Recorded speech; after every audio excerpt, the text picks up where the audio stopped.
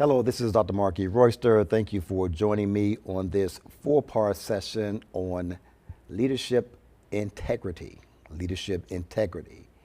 We will journey into some of the nuances of leadership that can propel you rather than derail you in regards to one's integrity.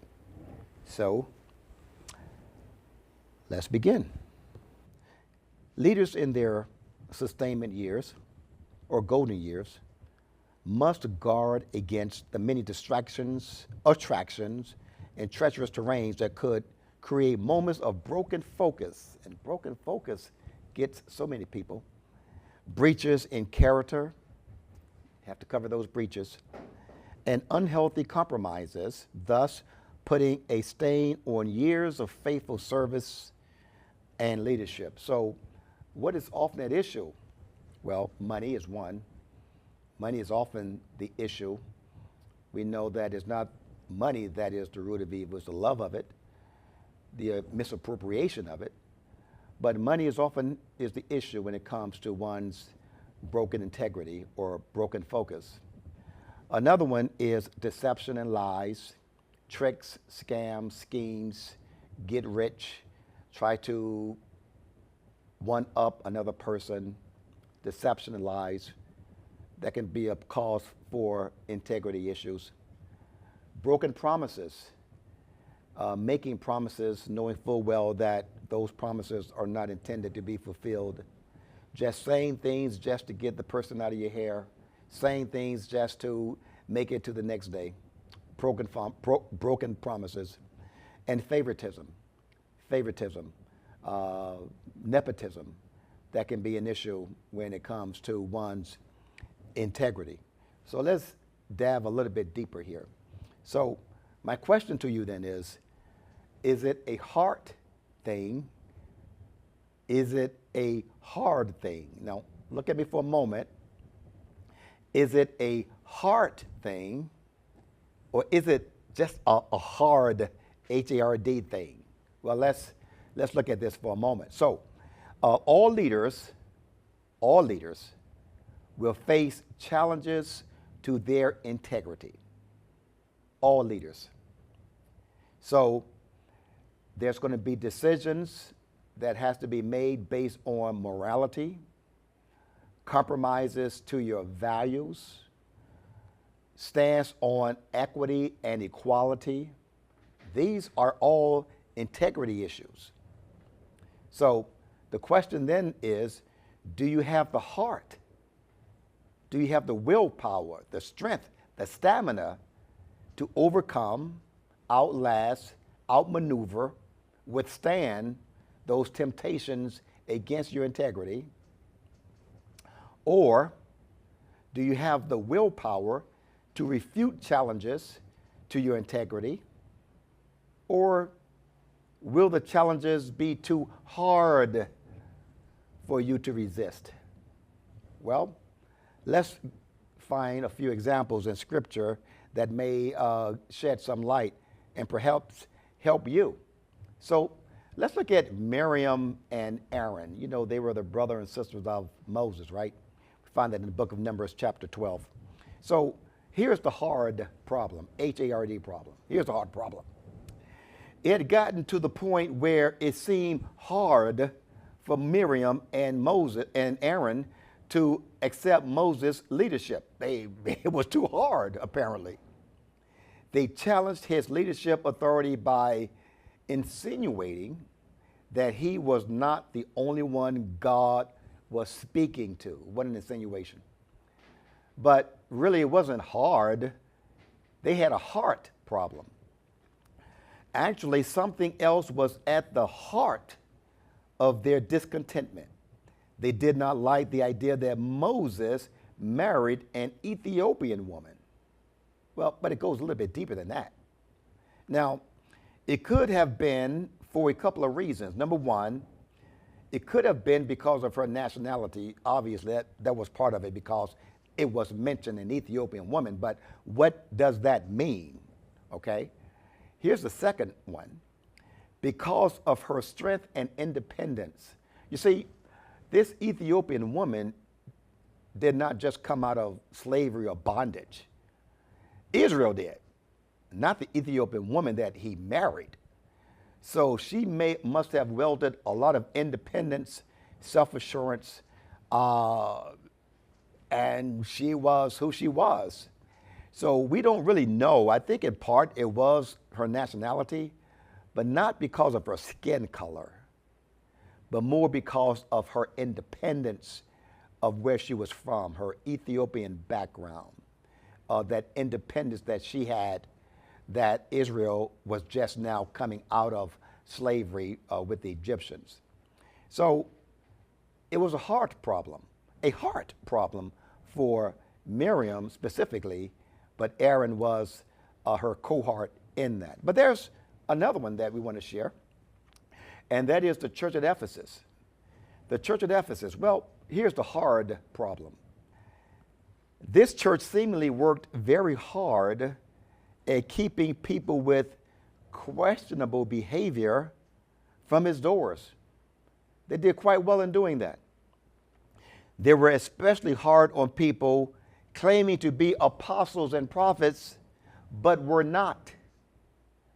Many people did not pass their very strict probationary period, if we would use terms in the private and public sector. So we thought that was the hard problem, but no, there was a heart problem. Actually, they became so dogmatic and legalistic in their zeal that they became cold-hearted, resulting in them moving away from the foundation of their very existence. They left their first love, Jesus Christ. So it really wasn't hard. They just had a heart problem. But let's talk about some heart solutions, because there are. It's not always negative. Let's look at Job. Job now, this is interesting. Here is the hard problem for Job. With the exception of his wife, Job had lost everything. There was one tragic event after another. His health was frail. An encouraging word from friends were far and few between. It just wasn't happening. His wealth and business was gone. His children were gone. It was indeed hard for him to muster the energy to carry on. It had to be hard. Surely it was. But Job offered a heart solution, not a heart problem, but a heart solution. And here it is. In spite of the difficulties Job experienced during that season in his life, there was an inkling of hope that Job resolved within his heart to do. And that was to trust God. Job didn't see anything coming, yet he trusted. Job didn't hear anything coming, yet he trusted. Job did not see anything coming, yet he trusted. He did not feel anything was about to happen, yet he trusted God. Why? Because he offered the heart solution. His heart wasn't the problem. In the end, we know what happened. He received double for all of his loss. Well, there's another one, and we have David. David, now, the hard problem for David was while out helping allies and friends, David's village of Ziklag was overrun and burnt to the ground by the Amalekites. Now, he's out helping somebody, which was offering goodwill, offer a goodwill gesture, doing the right thing, out helping an ally, and he was ambushed, or his village was, by the Amalekites. Not only was David's family kidnapped, but his most loyal and fiercest fighting men's family were taken as well. They thought about killing him. The hard task was for David to go after the criminals. That was hard because he had to do a 3-day journey. And we would say, well, a 3-day journey really was about 60 miles away. But just imagine a 3 days journey. Let me give you some perspective in this. A 3 days journey. It would be like leaving the east coast of the United States and traveling across country. Imagine driving from Florida all the way up to Washington State. That's about a 3 day journey. And then driving back from Washington State back to Florida because you were rejected, coming to find out that everything that you owned was taken. So now you have to drive another 3 days journey. I mean, this is back to back to back to back. You're talking about hard. It had to be hard. So David gave a heart solution, though. A heart solution to a hard problem. It wasn't easy having to travel through the night and perhaps days over rough terrain to recapture what had been stolen. In fact, of the 600 men that journeyed with David in this search and rescue mission, 200 did not go the full distance. It wasn't that they were bad. It wasn't that they were lethargic. They were just exhausted. Keep in mind, they had already traveled quite a bit already, going from Ziklag to Dedan, which was about 60 miles or so. It was a travel. It was a 3 days journey, and then to come back, and then to go again. Oh, that's tough. But here it is. It took a lot of what? Heart for David to stay focused, stay committed, and stay the course. David recovered everything.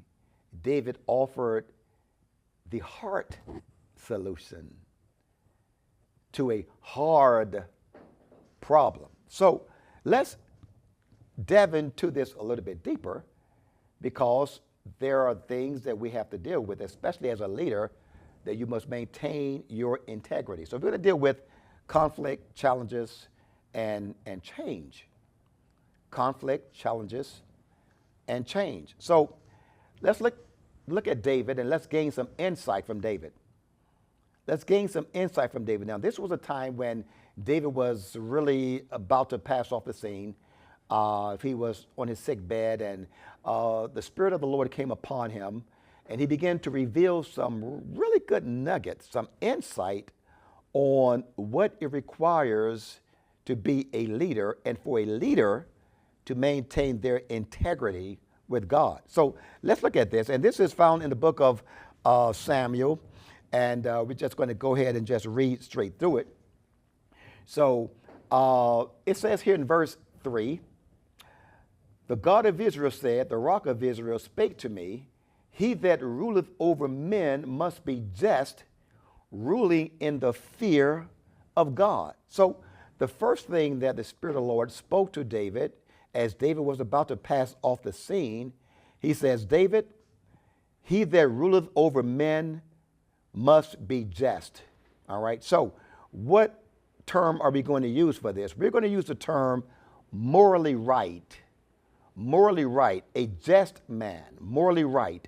So there are three things that I want to bring out when it comes to being morally right. Okay. You want to be impartial. As a leader, to maintain your integrity, you must be impartial. Okay. 2, you must be a respecter of principles.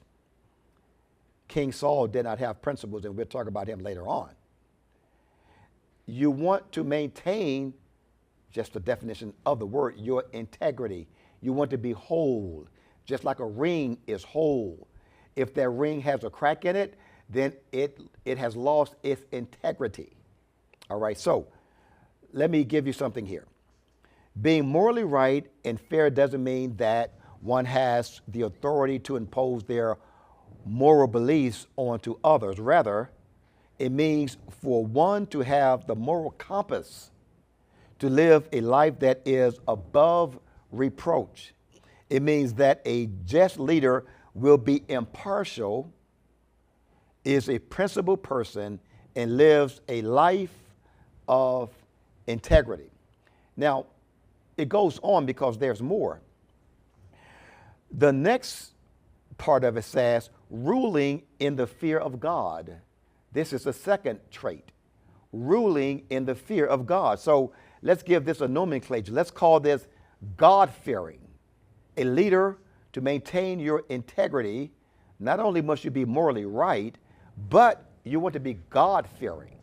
Okay, so let's talk about these three things that comes under God-fearing. You want to be sensitive to God's voice. You want to hear what he's speaking to your spirit.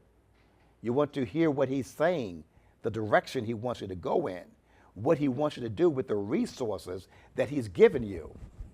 It's not just about leading, it's about managing as well. Because there are people who can do great leading, but they do not know how to manage. And there are some good managers that do not know how to lead.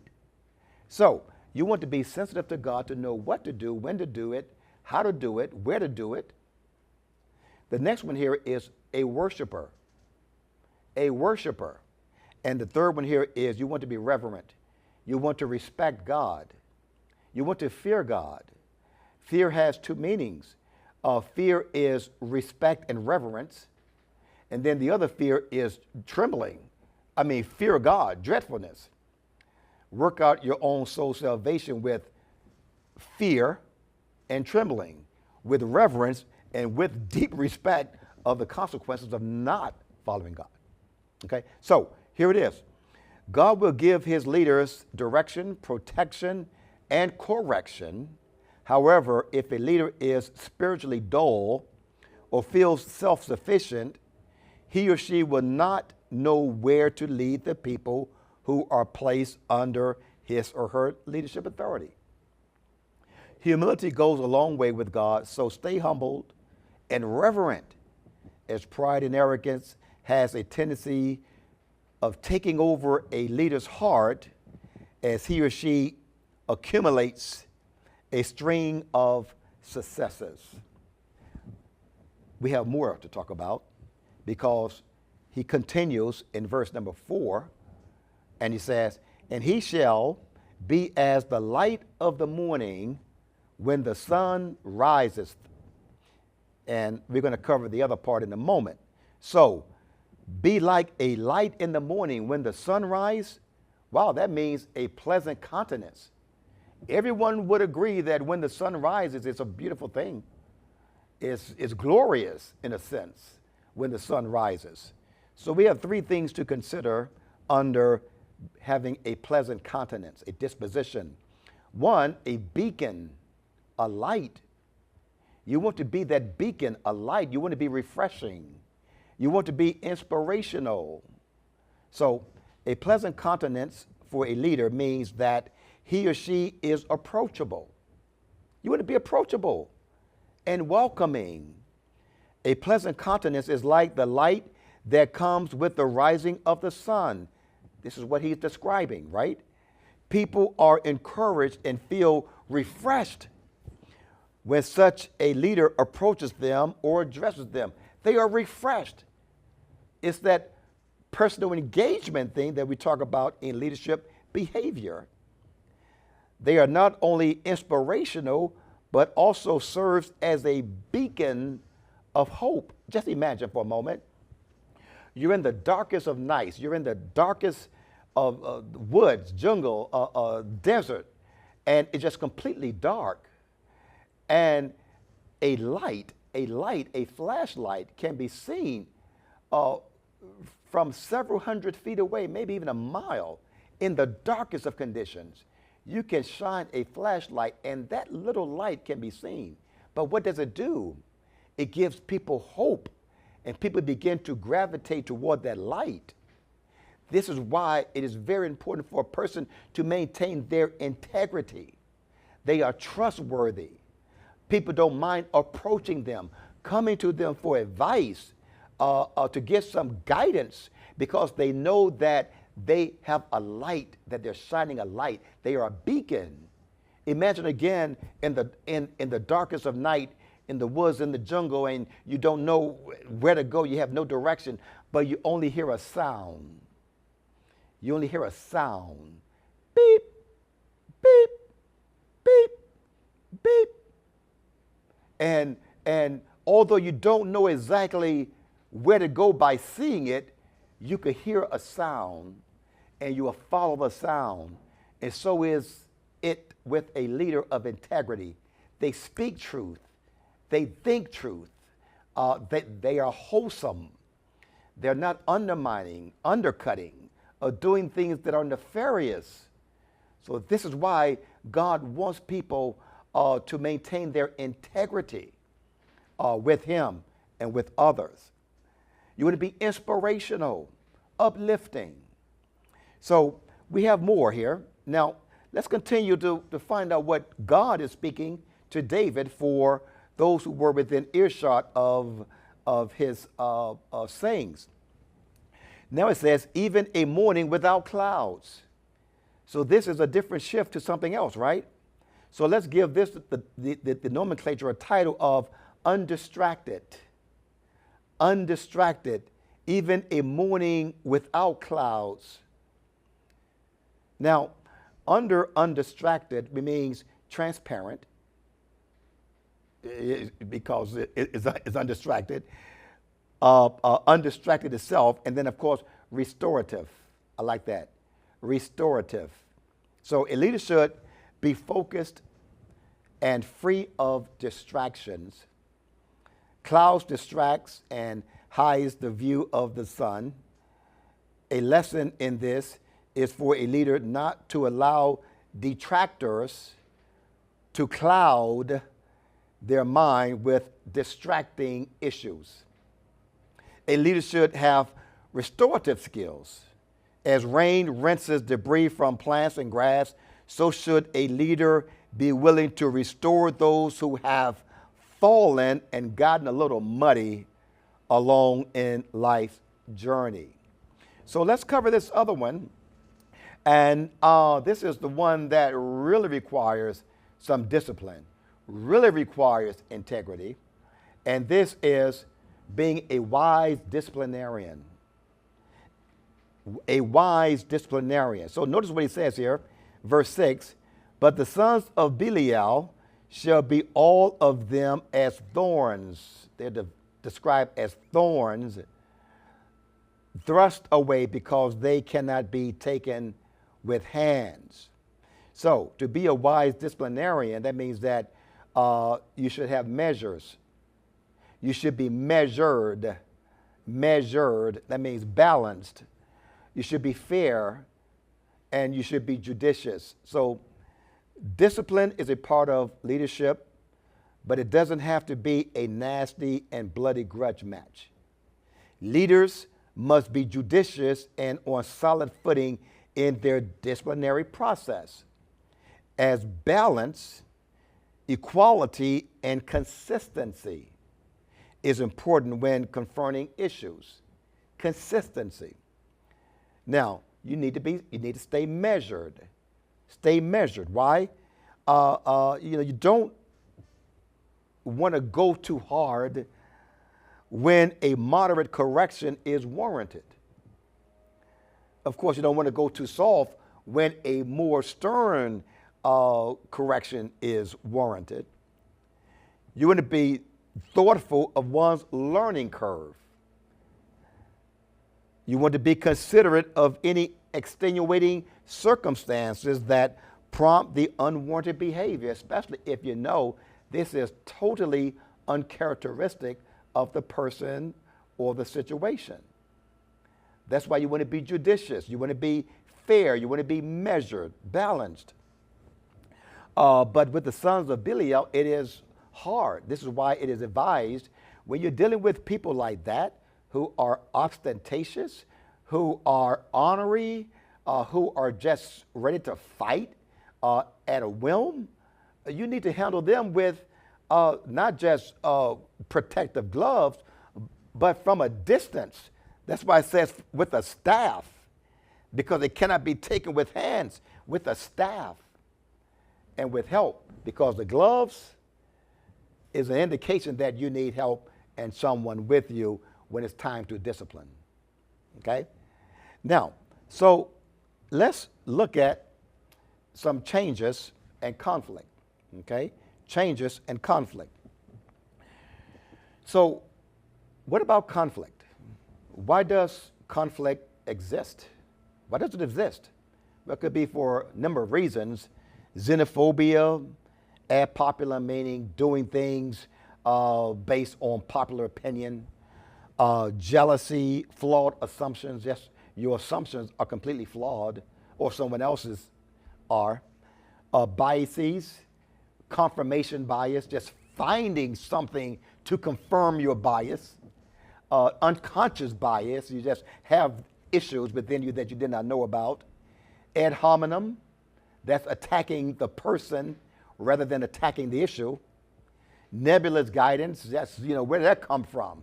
Just pull something out of the sky and just give the guidance without thoughtfulness. Incompatibility, unhealthy competition, envy, fiefdoms, having an operation within an operation, or having an unauthorized operation within an operation. That's a fiefdom, right? So now, let's look at how to resolve a few of these things. The first thing that we have to understand, and you have to understand when it comes to your leadership integrity, is there is a difference between perspective and perception. Perspective deals with sight, what you see from what your angle is. From my perspective, I see this. Perception deals with feelings. How you feel is emotional. Okay? Now, notice this.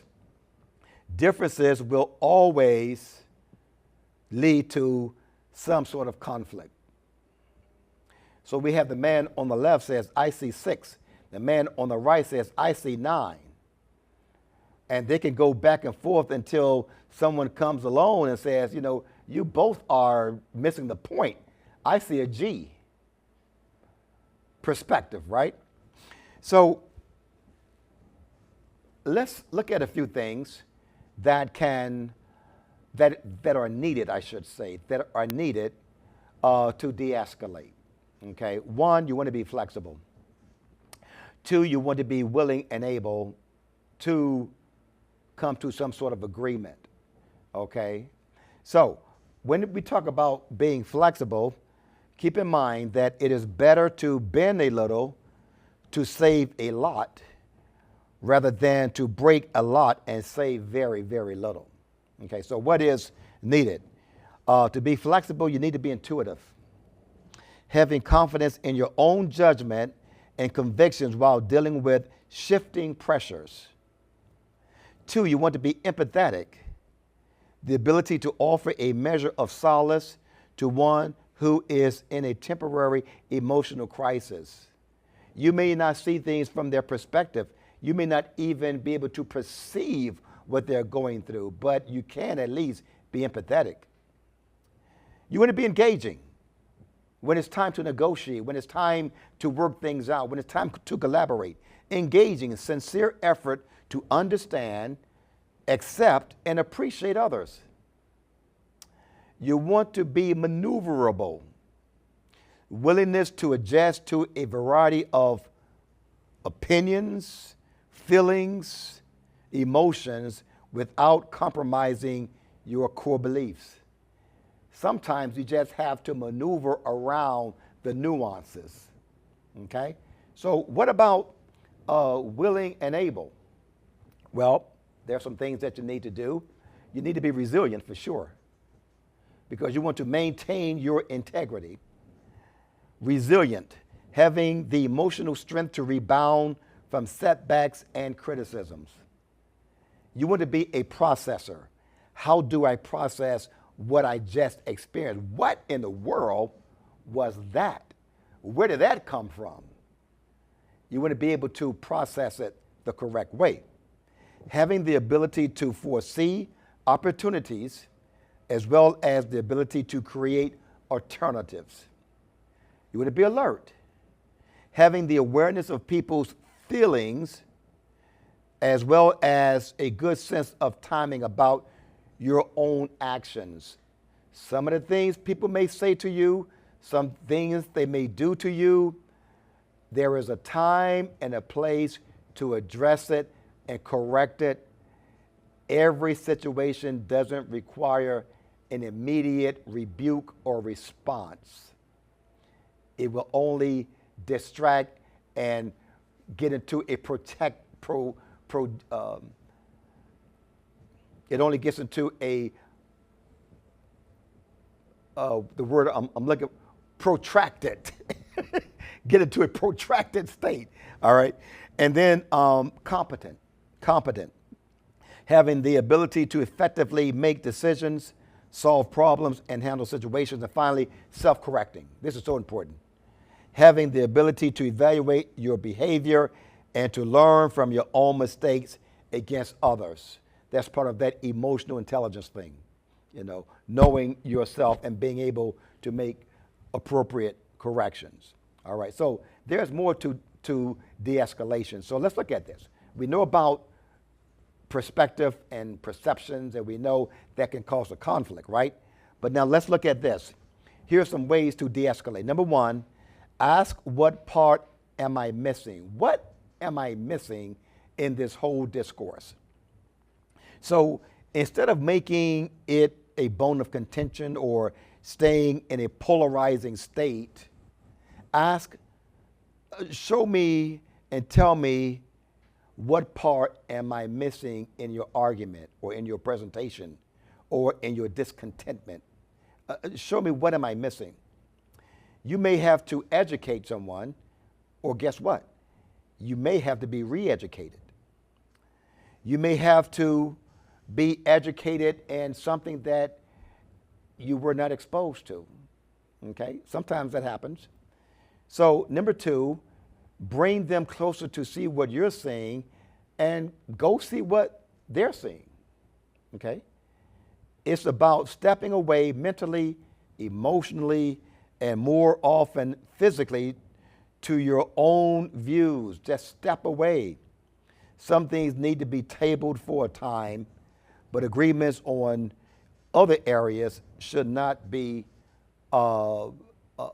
should be solidified. So stepping away is important, because if I have something in front of me and it's this close and I'm looking at it, I can't see it, I can't read it. I can't even read the lines in my hand because it's too close. But when I step back, I can see it. So it is with many relationships, okay, to de-escalate. Just step back. Let's cover a few more here.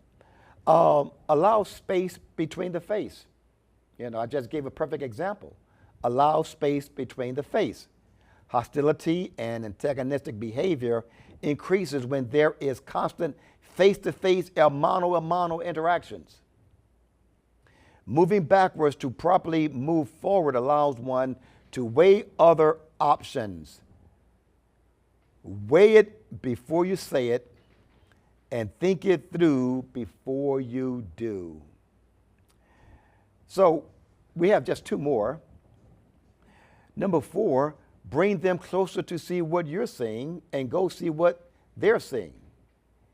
Again, it's about stepping away mentally, emotionally, and more often physically, as we said before, to your own views.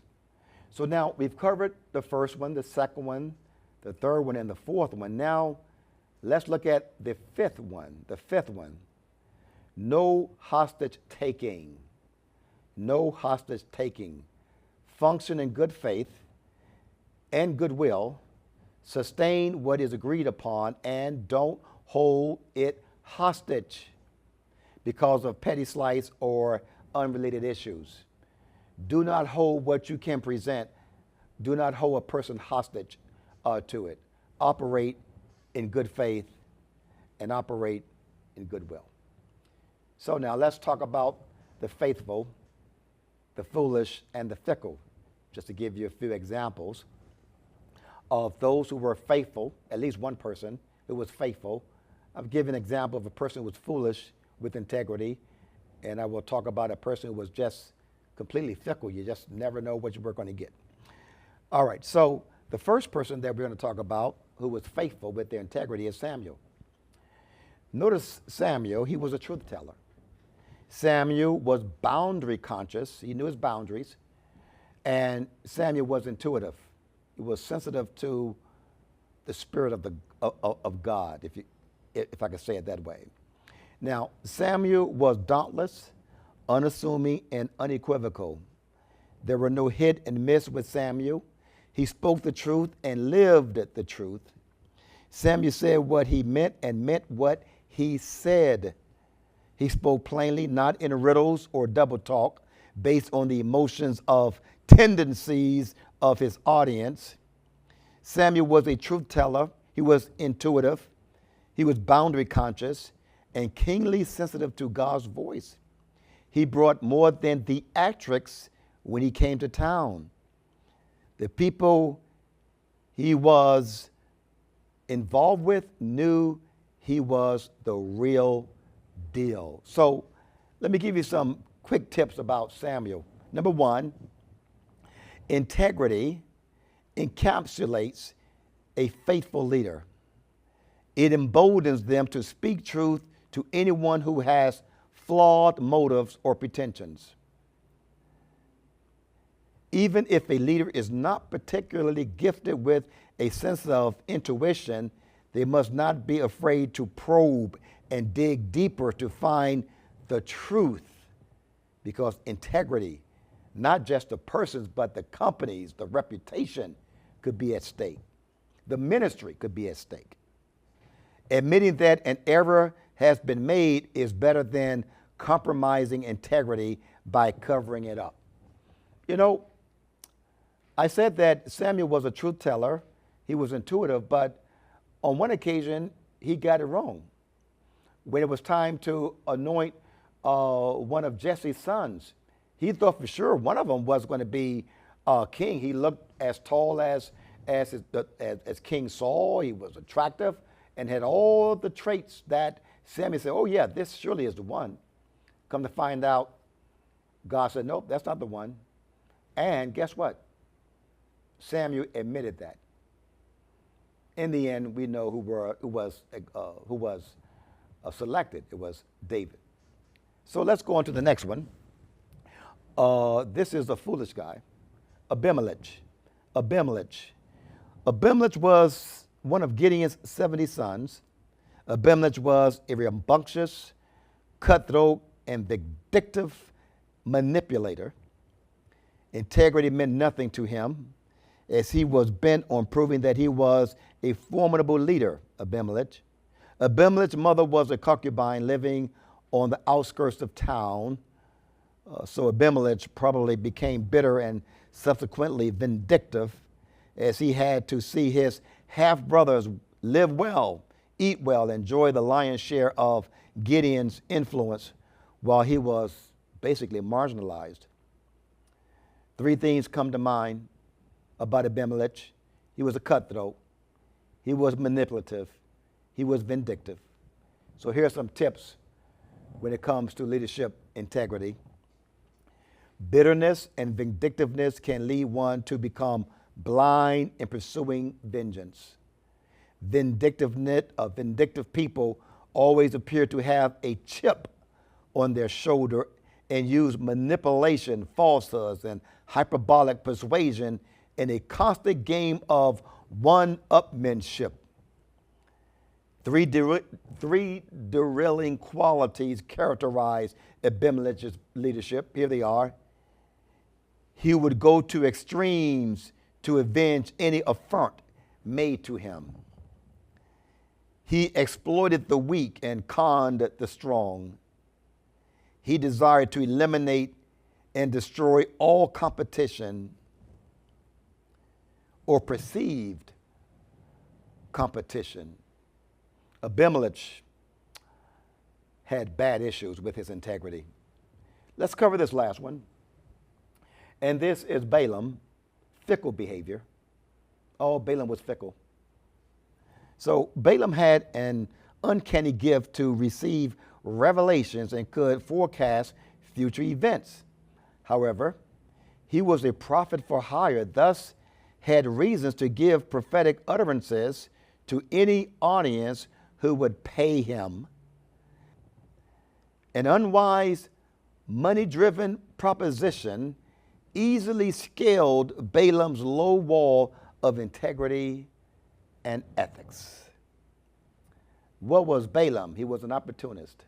What was Balaam? He was double-minded. Describe Balaam. He was a money grubber. So this is important to understand as a leader when it comes to your integrity. Divulging confidential and proprietary information can ruin a person's life or damage their livelihood. But ask yourself, is it worth blood money or fleeting fame? Balaam should have heard those words. Balaam's reputation was forever, or should I say is forever, in infamy.